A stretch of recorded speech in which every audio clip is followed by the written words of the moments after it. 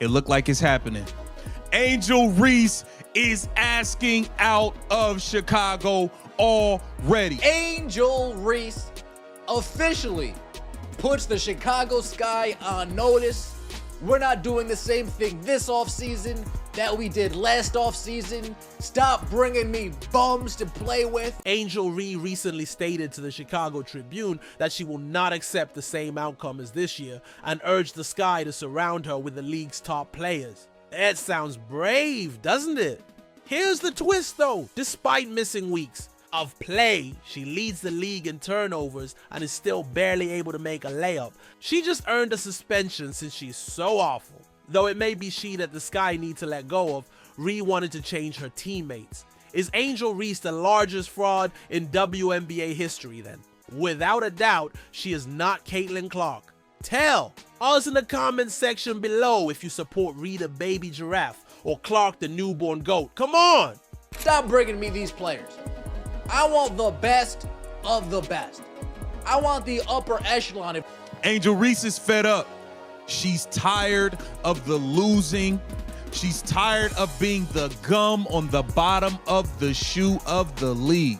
She is fed up with the Chicago Sky, and it looks like Angel Reese wants out. It looks like she wants out. Imagine insisting that your teammates be replaced so that you might become the one your own franchise may be prepared to fire. Angel Reese put herself in that predicament following her remarks to the Chicago Tribune. She was also not subtle. Reese made it clear that she would not accept the same outcome as this year. She emphasized once more that acquiring talented players was essential to her future in Chicago. It sounded nothing like a supposed franchise player attempting to advance. Alongside her group, on live recording, it sounded like a brat attempting to destroy her roster. Let's see what Angel Reese had to say. I'm not settling for the same shit we did this year. Oh boy. Reese told the Tribune, we have to get good players. We have to get great players. That's a non-negotiable for me. I'm willing and wanting to play with the best. And however I can help to get the best here, that's what I'm going to do this offseason. So it's going to be very, very important this offseason to make sure we attract the best of the best, because we can't settle for what we have this year. Overhaul this roster. Let's listen to Angel Reese's thoughts. I refuse to accept what we did this year. Boy, oh boy. We need to get good players, Reese told the Tribune. We must acquire excellent players. For me, that cannot be negotiated. I'm going to spend this offseason playing with the best because I want to, and I'm willing to help get the best here. We cannot afford to settle for what we have this year. Therefore, it will be crucial to make sure we draw in the best of the best during the offseason. Change this roster. In addition to upsetting some people, the interview apparently incensed veterans and teammates throughout the league. It was revealed that a meeting in the locker room was required merely to discuss the ramifications. Healthy. Teams don't operate like that. Damage control is that. Consider a person who hasn't yet established herself, and then all of a sudden half the team needs to meet because of your mouth. That's not being a leader. That is a malfunction. So it stated multiple lead sources told Front Office Sports that the entire team has seen Angel Reese comments that teammates are unhappy with the direct attacks. A team meeting is planned at which players are expected to address Reese directly. One of the more offensive remarks she made was directed toward Courtney Vanderloot. Vanderloot was sidelined for the season owing to an ACL injury, but Reese dismissed her, implying that she was too old for the Sky's present and future. Vanderloot isn't just any player, so that struck a deep chord. She is one of the best court managers the game has ever seen, and a well-respected, experienced point guard with a winning history. It does more than offend Vanderloot to carelessly discard her. In the dust, the veterans who are still in the league, who understand that she has earned every bit of respect, are offended. We can't rely on Courtney to come back at that age that she's at, Reese said. I know she'll be a great asset for us, but we can't rely on that. We need someone probably a little younger with some experience, somebody who's been playing the game and is willing to compete for a championship and has done it before. Courtney Vandersloot, by the way, two-time WNBA champion, 5-time All-Star, 2-time All-WNBA first team, left the New York Liberty, a championship caliber team, to come help out the Chicago. Oh, damn. Oh, damn. Oh, dang. Oh, dang. It's all right, Courtney. It's all right. This is where irony enters the picture. The front office in Chicago had already made a special effort to support Ree. Remember that they traded Sonia Citron, who is currently vying for Rookie of the Year and was already named an All-Star in her debut season for Ariel Atkins. Ree was meant to get exactly what she wanted, established talent to win now with that maneuver. Ree, however, pretended that the roster and employees were never good enough rather than expressing gratitude. When the front office gave up a possible franchise cornerstone for your game, you can't claim they didn't try. It is looking spooky in Chicago. Instead of Reese said she doesn't believe her teammates Rachel Berman or Haley Van Lith are capable of leading them to the leading the playoff team. Guard Ariel Atkins is another player on the Sky roster with WNBA championship experience. We are aware of it, Marsh stated. We are addressing it. If she had simply targeted the veterans, this would have been more than annoying. She didn't stop there though. The fact that even younger players like Haley Van Lith were unable to avoid the spotlight suggested that the team as a whole was either too soft, too mid, or too old. Veterans felt insulted all of a sudden. The one guy holding the locker room together turned out to be the common enemy, and younger players felt ignored. Despite her desire for a team rally, Ree ended up directing all of her frustration towards herself. We need great players, and I don't know what that will attract that. Maybe the practice facility will attract that. We'll see. But I think the priority is being able to convince free agents that this is an organization that is going in the right direction. I think, honestly, it would be a leap of faith for a great player to come here and show that this is something that they want to be a part of, and we can bring that championship mentality. A leap of faith to think that a great player would want to come to Chicago. Oh boy. Her on-court influence at the same time makes it evident why this whole power play faltered. You better be supporting your claim to superiority if you want to elevate yourself above the others on the roster. Ree ended up being the one who wasn't, in sync, and didn't fit into the system she was trying to change. To put it another way, the picture she had in mind might have shown the reality that Chicago was unwilling to acknowledge. The roster she critiqued might not be their biggest issue. Angel Ree herself could be the culprit. What's even more painful about that, she insisted on outstanding players and upgrades, yet she was unable to handle even the most basic tasks on the court, retaining control of the ball. Hey, it's not all her fault. Her teammates stink. They gotta catch that, right?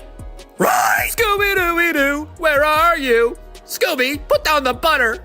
Butter pecan! Bang! Time of the year's the best. You got pumpkin spice, football, and Angel Reese layups. Bang! Final play of the game, Angel Reese clutch gene. Womp, womp, womp. That's my Barbie. Bang! What if it turned out that the athlete calling for a roster change was the one hurting her own team? Angel Ree experienced precisely that. She averaged double-digit rebounds and scored between 14 and 15 points a game on paper. At first glance, it seems reasonable. But upon deeper inspection, she is leading the WNBA in turnovers despite missing several weeks of play due to injury. Consider that for a moment. She managed to accumulate more giveaways than anyone else despite sitting out, and playing fewer minutes than most celebrities. Dominance isn't that, it's reckless basketball. For you, 20% of the time, Angel Reese gets her shot blocked inside of 9 feet. And 100% of the time, she's doggy doo-doo. Burn! Give it to the lady in orange. Uh-oh, you're out. Simon didn't say. 101 turnovers in 26 games for our 2K cover. She's a stat stuffer. Bang! At least she always brings the boom. I'll see you tomorrow night. Bang! When a player tries to force the game, turnovers may occur. It wasn't just about being aggressive with Ree though. It demonstrated a lack of patience, poor judgment, and an inability to maintain composure under duress. Her problems didn't end there either. She also had trouble staying disciplined when it came to technical fouls. Your alleged cornerstone leader should not be seen continuously snapping at officials, losing his cool, and accruing whistles that are detrimental to his own team. However, Ree reached the disciplinary barrier sooner than any player should have, receiving her 7th technical foul of the season, which entails an automatic 1-aim suspension per league regulations. And watching the bottom of your screen.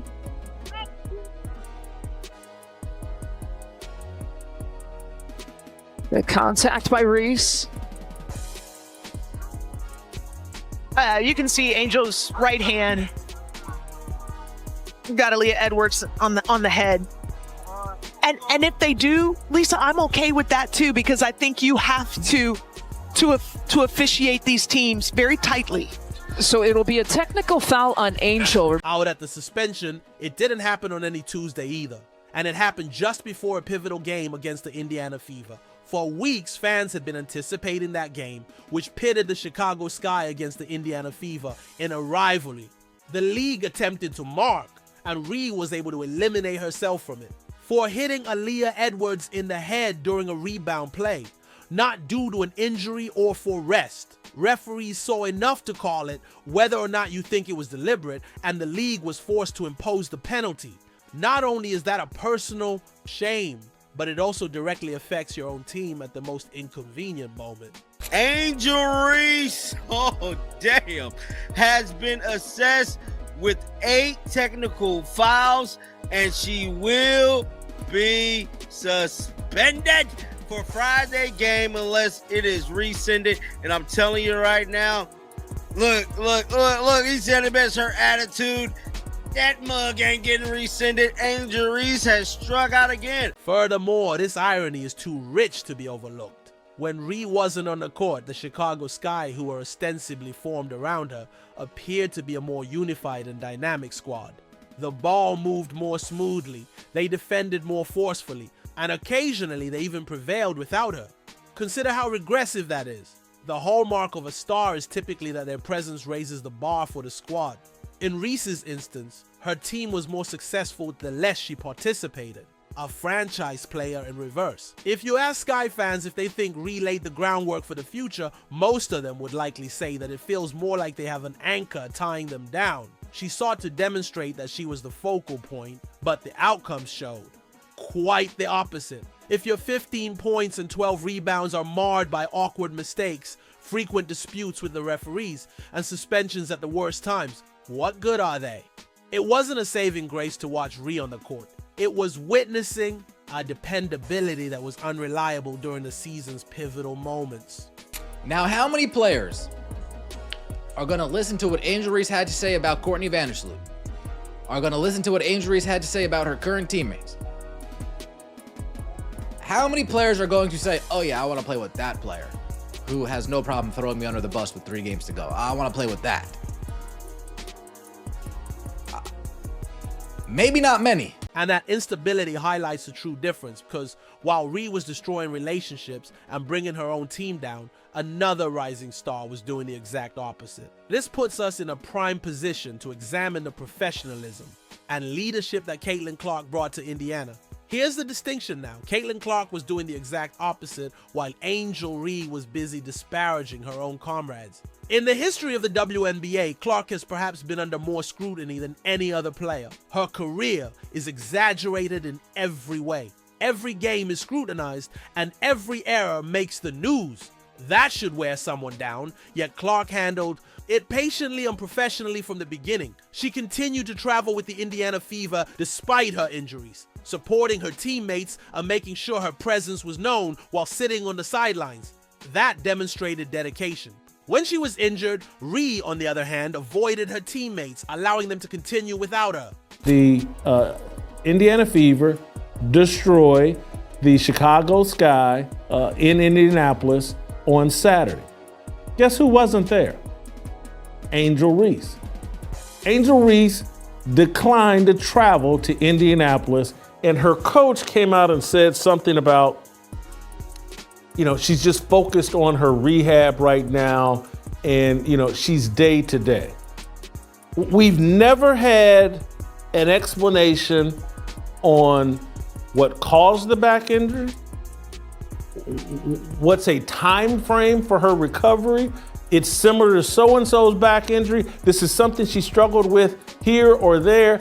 All we've heard is day-to-day, and Angel Reese has disappeared. Clark's demeanor extends much beyond her appearance on the sidelines. She has displayed true sportsmanship in ways that are uncommon among young athletes. She publicly complimented Angel Reese's play during a game, which was one of the more obvious instances.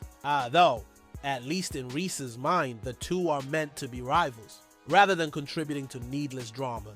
Where she believed it was due, Clark gave Ree credit. Consider the distinction there.